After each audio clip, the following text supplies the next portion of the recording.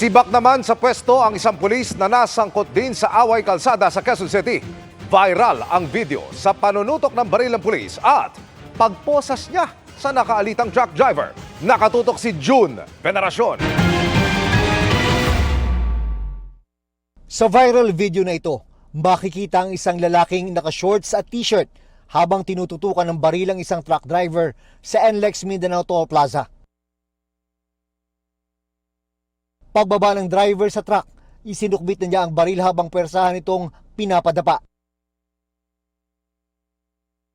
Naputol ang video pagkatapos pusasan ng lalaking may baril ang truck driver. Napag-alaman na ang lalaking may baril sa road rage incident ay isang pulis mula sa PNP Civil Security Group. Base sa police report, nasagi ng truck driver ang sasakyan ng pulis pero tinakbuhan umano ito. Kaya nagkahabulan sila sa NLEX na nauwi sa pagkakainitan. Nagkaayos man sa barangay, maharap pa rin ang pulis sa administrative investigation.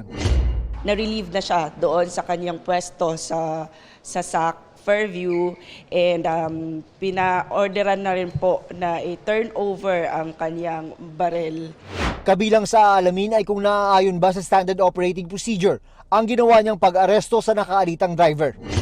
We will assure the public that if mapatunayan po na may mga violations on the part of our personnel, we will be filing appropriate administrative charges and sanctions will be given sa ating personnel. Laging paalala ng PNP sa mga pulis at maging sa publiko, maging mahinahon, lalo na kapag nasa kalsada. Para sa GMA Integrated News, June Veneracion, nakatutok 24 oras.